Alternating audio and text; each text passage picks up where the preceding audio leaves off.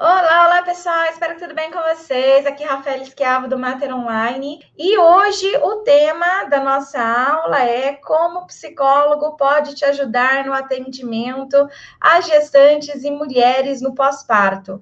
Então, independente de qual profissional você é, mas se você trabalha com mulheres aí nesse período, é importante que você tenha alguns conhecimentos da psicologia, principalmente porque esse é o momento de manifestação de muitas emoções, né? Então, há muitas emoções envolvidas aí no período de gestação, parto e pós-parto, e essas emoções elas vão influenciar na saúde física, na saúde orgânica dessas mulheres também.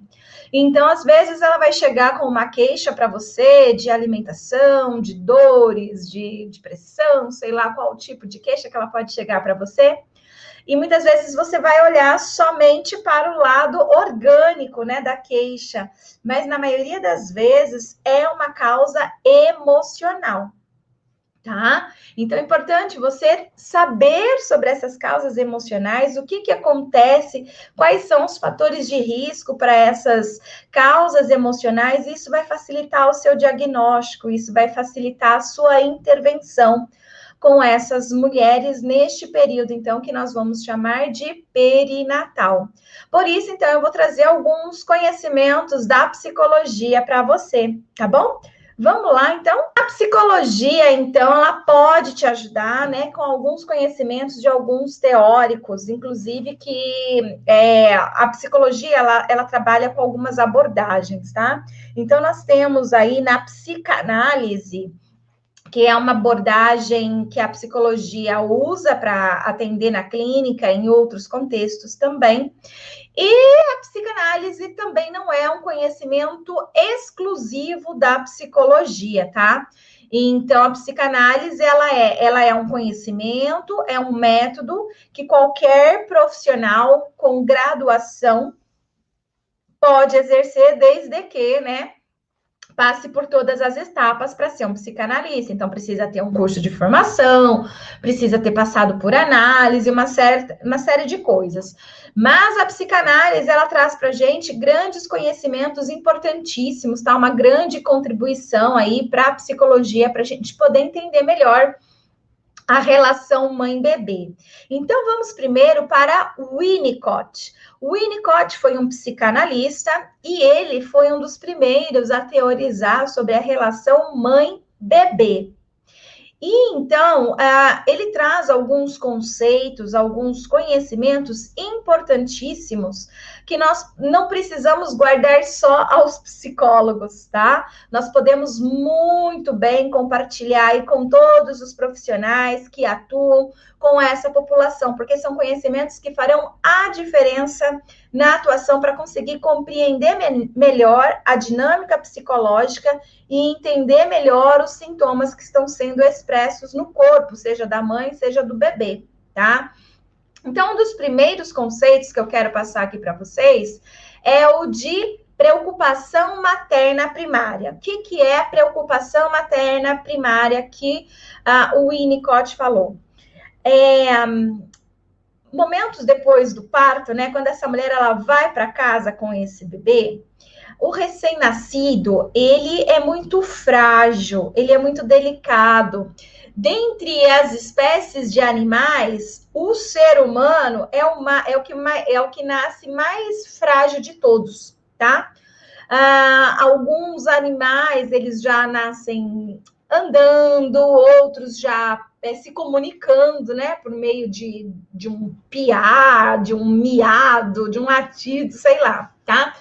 E na espécie humana, as coisas demoram mais para acontecer, né? Então, não tem uma comunicação assim tão clara. Os bebês são super frágeis, eles não conseguem mudar sequer de posição. Se você deixa ele numa posição, naquela posição ele fica. Ele não consegue ter controle ainda do seu corpo. Por isso, né, existe um comportamento nas mães que o Winnicott, então, chama de preocupação materna primária, que é essa mulher, ela se juntar de forma simbiótica com esse bebê de forma que ela possa ser uma extensão do corpo desse bebê, tá? Então, ela vai entrar no que a gente chama de loucura saudável. Se não fosse pelo fato dela ter acabado de parir, o comportamento dela seria de psicose, seria de um problemão de saúde mental, tá? Ela precisaria ficar internada, ela precisaria de medicação, ela precisaria de muito tratamento, tá? Então, se não fosse devido a esse momento de pós-parto, o comportamento que a mulher apresenta nesse pós-parto é totalmente fora de um comportamento de uma mulher, né? Neurótica, racional, comportamentos socialmente aceitáveis, tá? Então, essa mulher, ela precisa entrar nessa loucura saudável, tá? Então a gente vai chamar de loucura saudável. O Winnicott, inclusive, fala nessa, uma loucura necessária, né? Importante, que essa mulher, então, ela vai parar de responder, né? Como ela respondia as coisas do dia a dia, para se focar somente ao bebê. E ela vai começar a observar todas as necessidades do bebê como se ela fosse o bebê, tá? Então, é como se o bebê fosse ela e ela fosse o bebê.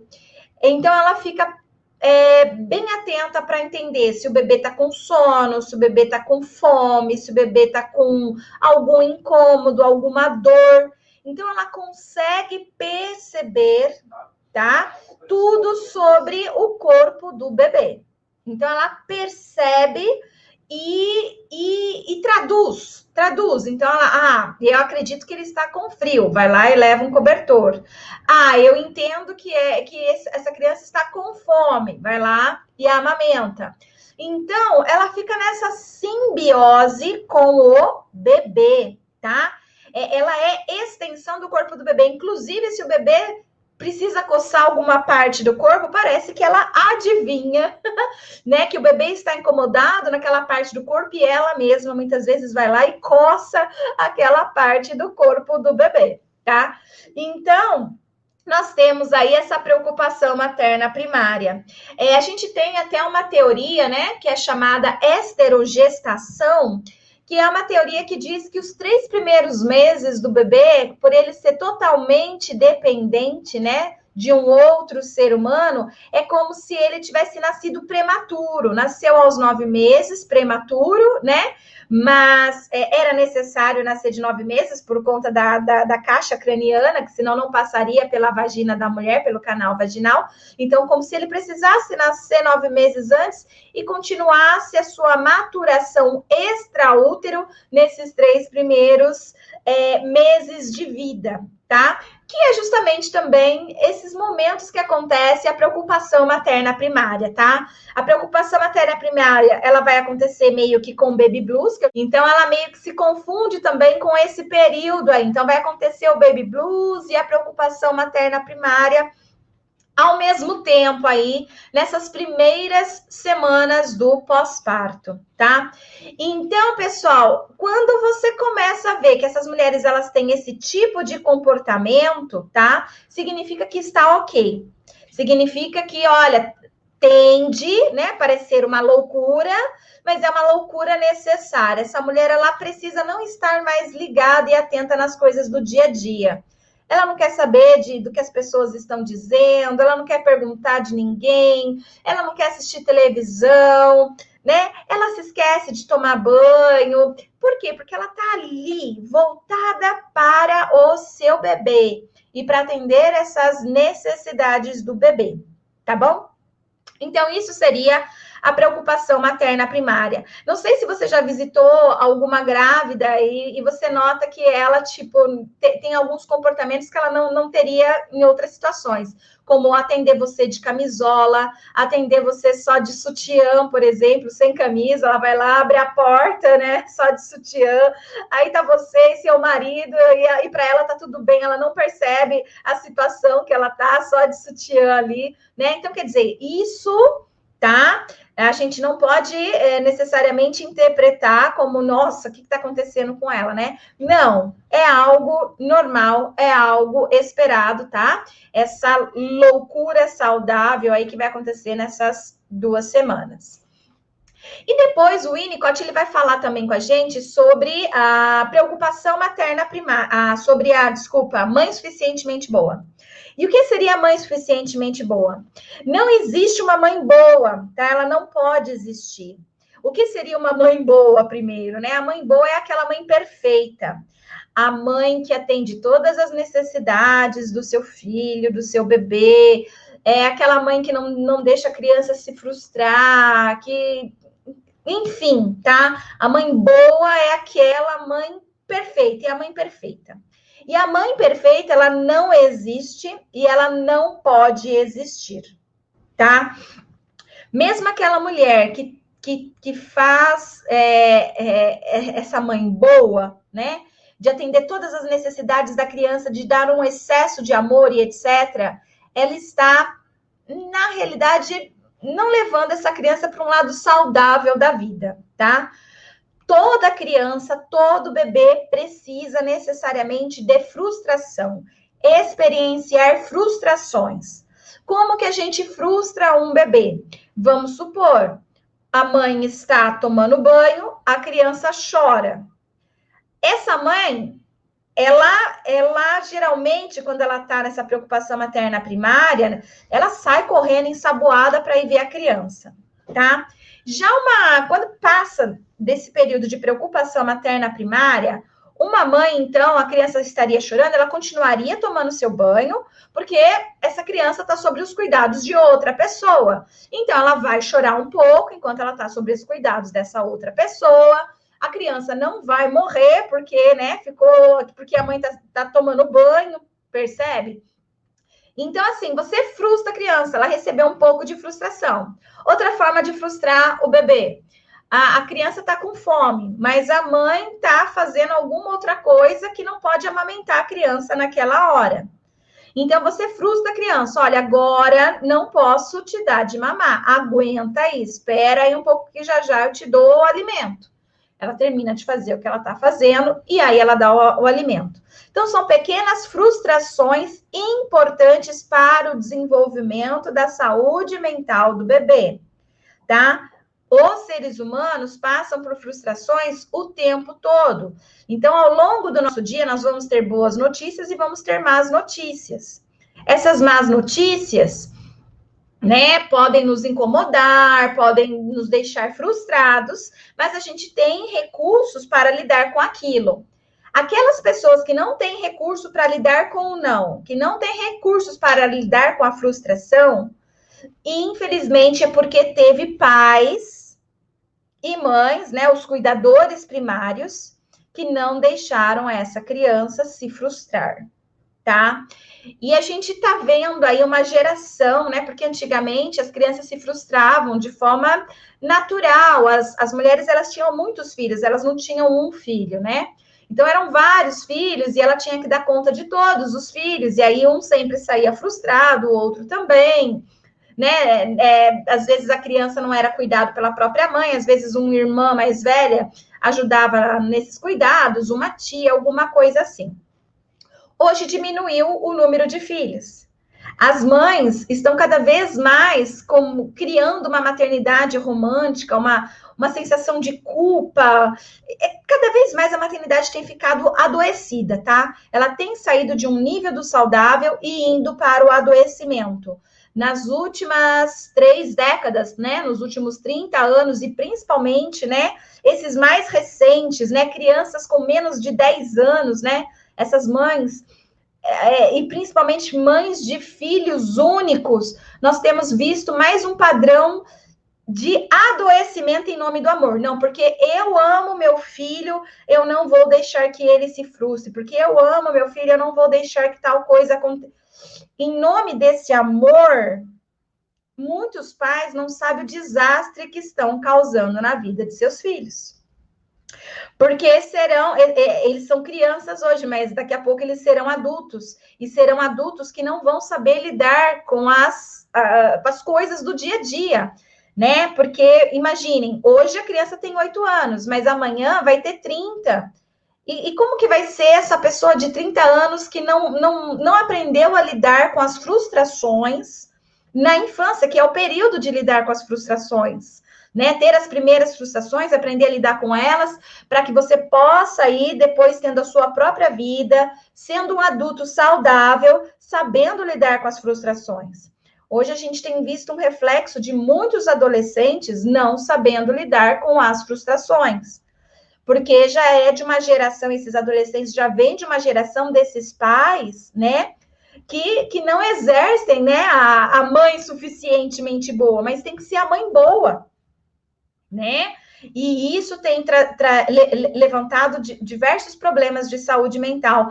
Se a gente pegar os adolescentes de hoje e os adolescentes, por exemplo, da década de 80, a gente vai perceber que nos adolescentes de hoje, o número de relatos de transtornos mentais é muito superior aos adolescentes que nasceram, por exemplo, na década de 80, na década de 70, tá?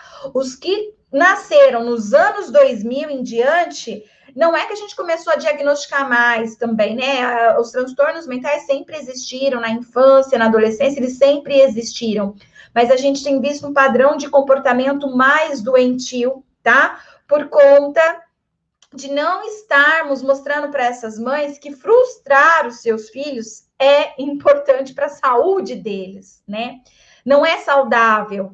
E aí a gente vive numa relação de amor, né? Eu faço isso em nome do amor, por amar tanto meu filho, eu vou super protegê-lo e vou ser a extensão do corpo dele, não só enquanto ele é bebê, mas quando ele é criança também, né? A gente tem aí essa simbiose, ela é legal até os 3 primeiros meses de vida da criança.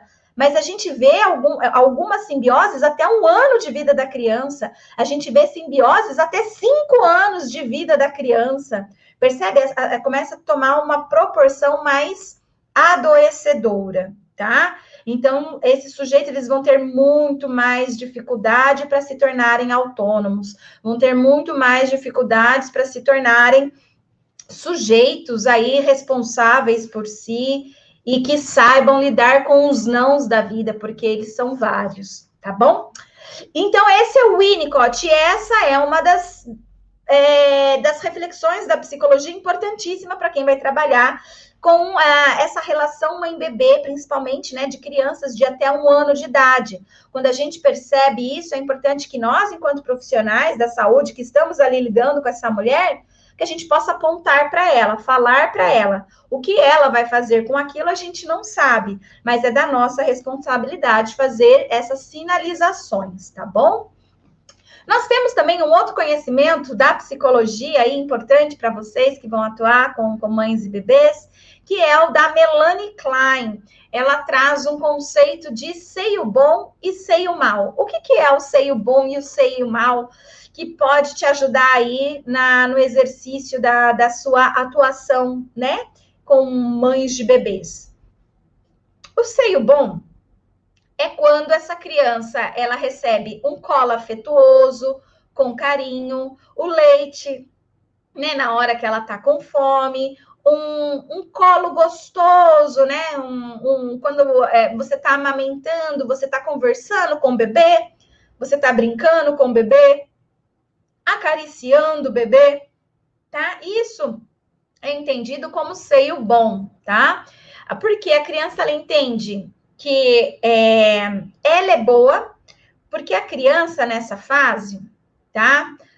De até mais ou menos uns 3 meses de vida, ela não se diferencia das outras coisas do mundo. Ela não sabe que existem outras coisas no mundo quando não estão no seu campo visual. Então, tudo que ela vê é ela. O móvel é ela, o berço é ela, a mãe é ela, o seio é ela, tá? Então, tudo que ela percebe, não só com o olhar, mas com o tato, com o cheiro, com a audição, tudo aquilo que está na percepção da criança, ela entende que existe. E tudo aquilo que não está, né, sobre a percepção auditiva, visual, olfativa e tátil da criança, ela não sabe que existe, ela não consegue colocar isso como existente em algum lugar do universo. Porque essa criança ainda está desenvolvendo o que a gente chama de inteligência, cognição, tá? Então, ela não tem essa percepção ainda. Então, se ela está recebendo um colo gostoso, aconchegante, enquanto ela mama, ela recebe carinho, escuta o som da voz, né? Das pessoas próximas a ela, do pai, da mãe, de forma carinhosa, o que acontece? A gente entende que essa criança, então, está internalizando o mundo bom, tá? Ela é boa, o mundo é bom, ela se sente tranquila, ela se sente segura.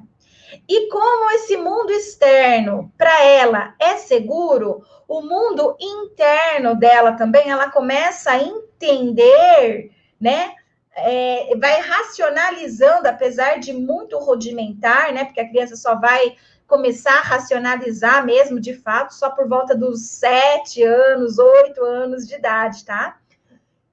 Então, a gente está falando de bebês aí com menos de 3 meses. Então, a gente vai entender que essa criança, ela consegue introjetar um mundo bom, tá? E se ela consegue introjetar um mundo bom, ela consegue perceber que ela também é boa. E aí ela vai ter um desenvolvimento psicológico de saúde mental mais saudável, tá bom? Ao longo da sua vida.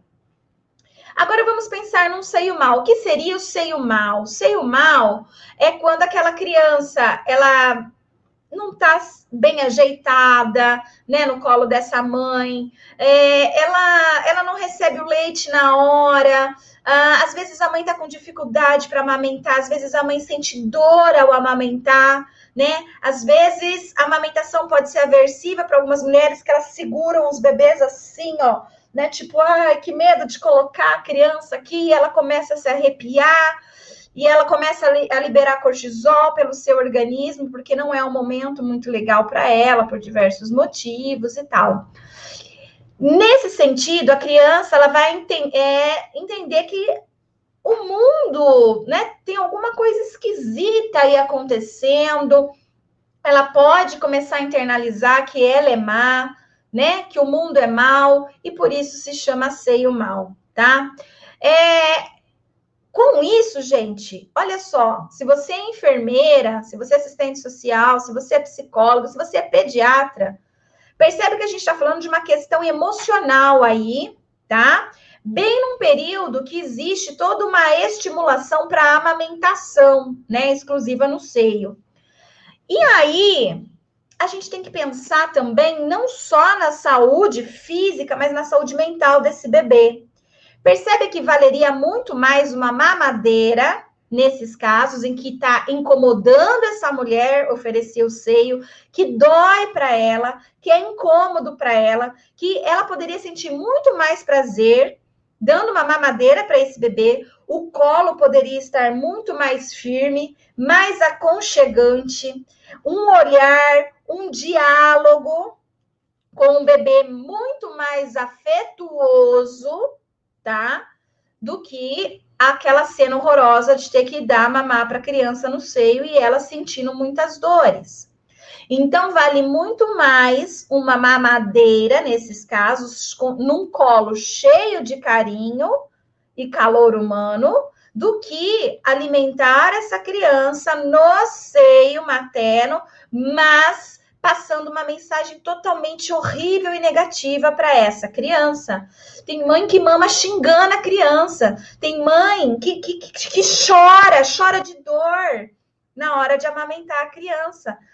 Não acreditem que esse tipo de mensagens não está sendo passada para o bebê, pois está sim. Esse bebê, ele está recebendo todas essas mensagens, tá? E aí, futuramente, a gente pode ter problemas de saúde mental nesses sujeitos. E aí, né, quem não é psicólogo fica boquiaberto agora com uma informação como essa, que faz todo sentido na profissão. Se você é a consultora da amamentação, se você é um pediatra, se você é uma doula, se você é um fisioterapeuta, eu não sei qual é a sua profissão aí, né? Psicólogos geralmente têm essa informação que a gente aprende, né? Melanie Klein, Winnicott, geralmente, né? Não é todo mundo que aprende também, não. Mas geralmente o psicólogo aprende sobre isso na graduação, então a gente já tem essa certa Mas como eu estou dizendo para vocês que hoje a nossa live é como a psicologia pode te ajudar no atendimento a gestantes e mulheres no pós-parto, eu estou trazendo essas informações da psicologia para você.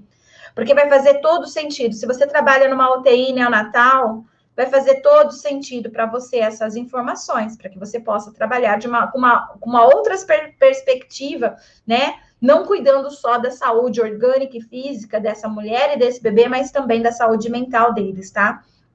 Para que a gente não tenha aí um ciclo vicioso, né? De que, por exemplo, essa bebezinha menina hoje venha a ser uma mãe que também vai ter dificuldades para amamentar o seu próprio filho por conta dessa história, né, que ela teve enquanto bebê, percebe? Então fica um ciclo vicioso aí que a gente precisa ajudar a não se manter, tá?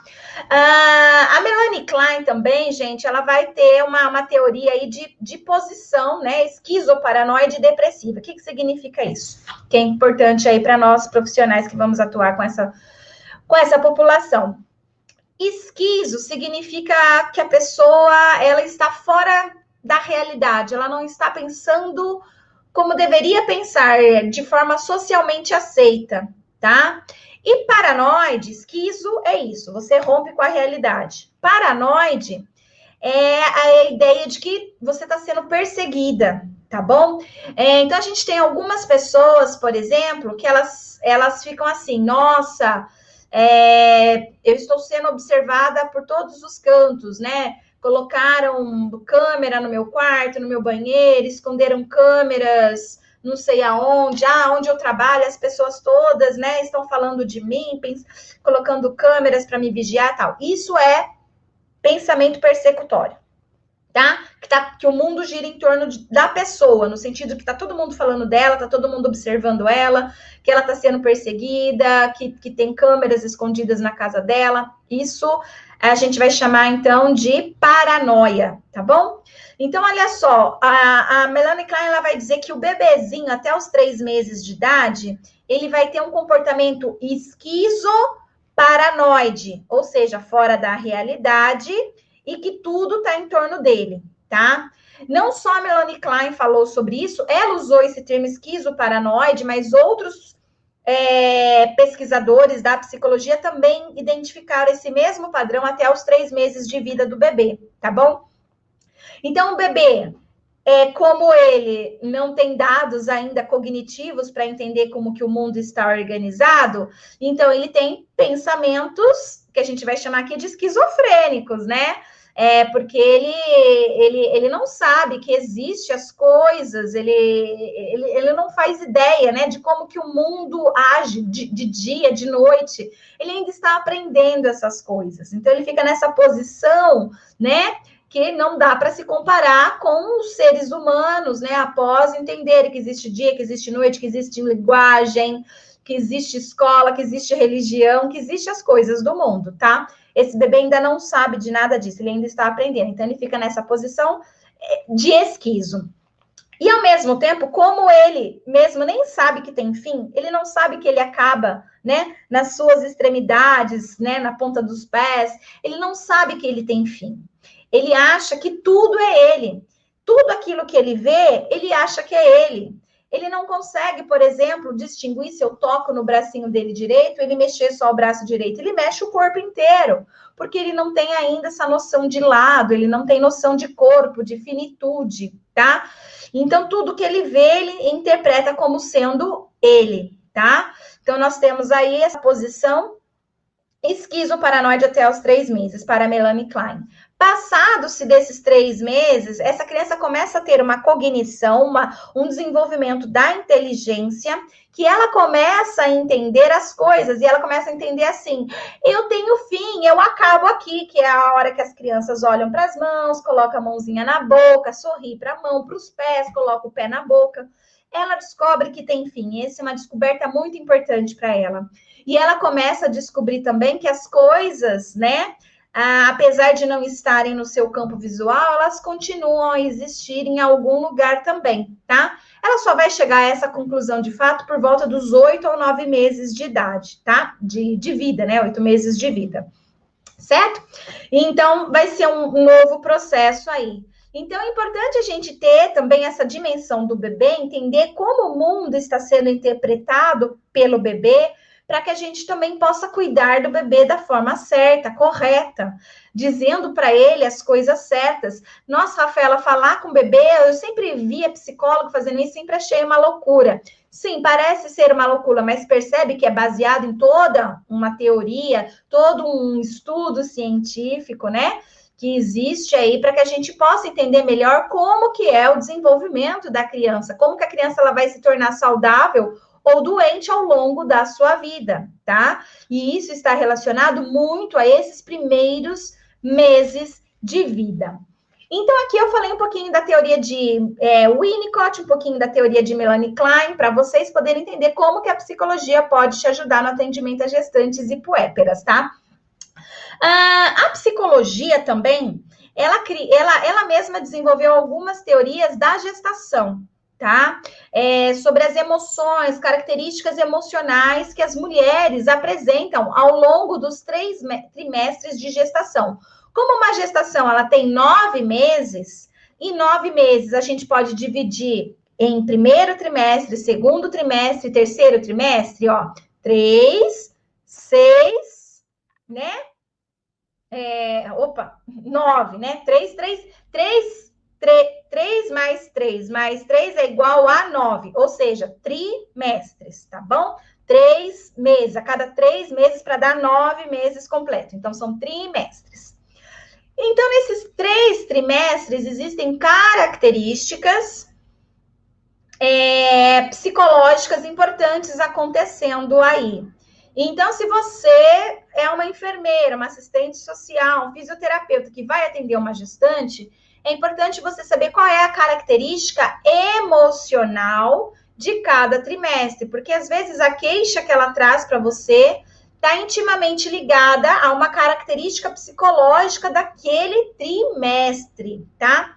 Então, o primeiro trimestre, para você ter noção, a característica emocional mais presente é de ansiedade, porque descobriu a gestação, e a maioria das gestantes no país não planejaram a gestação, então é uma descoberta incômoda, que ela vai ter que elaborar, né, essa ideia, e ela não vai elaborar da noite para o dia, né, geralmente ela vai levar um tempo aí para conseguir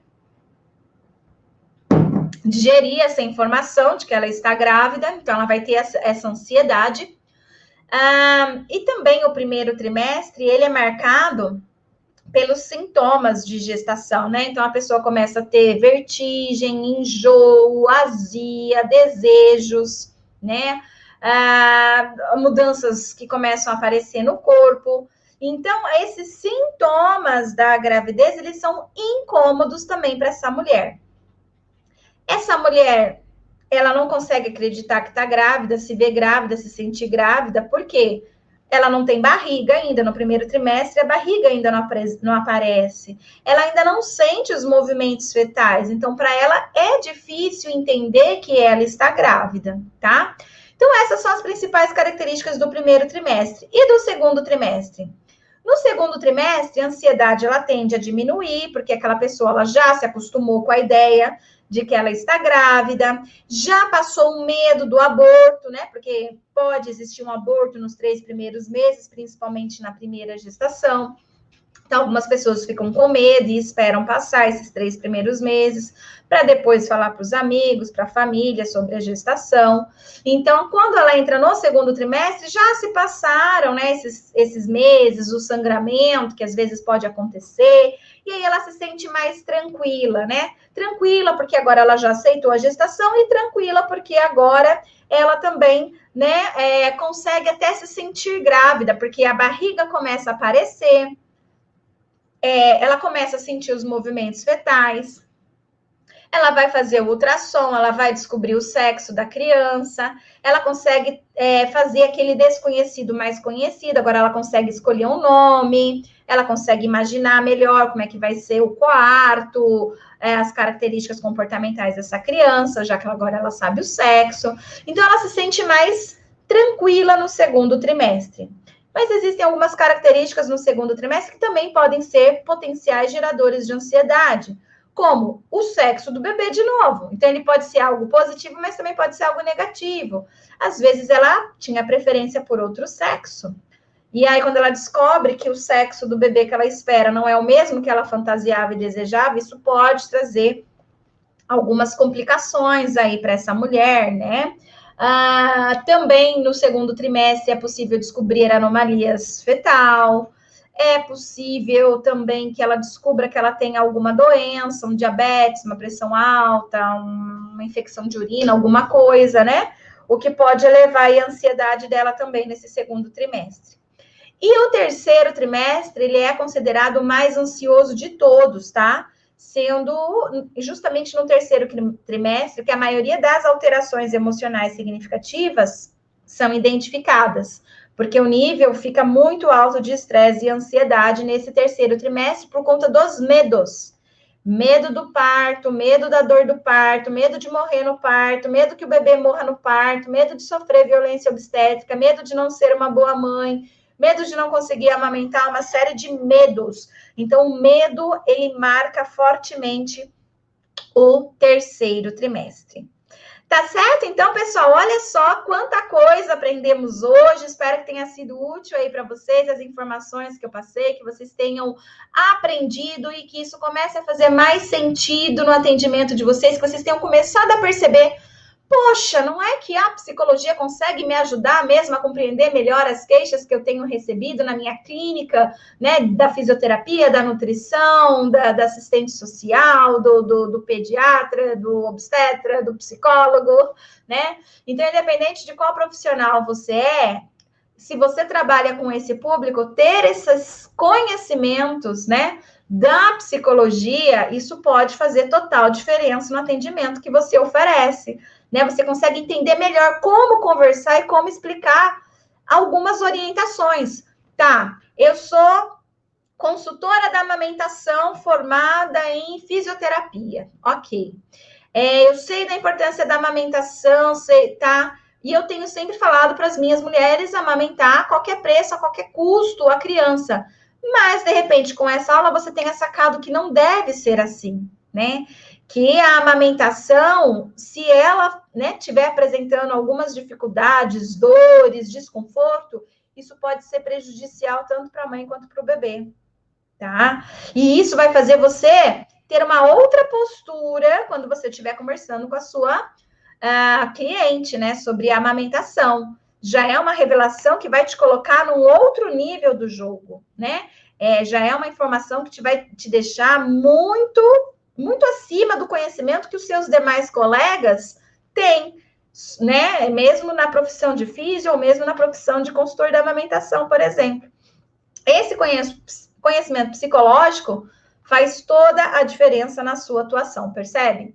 Espero que sim, espero que vocês tenham percebido, que tenha feito sentido e que tenha sido principalmente útil para vocês esse conhecimento que eu passei hoje aqui.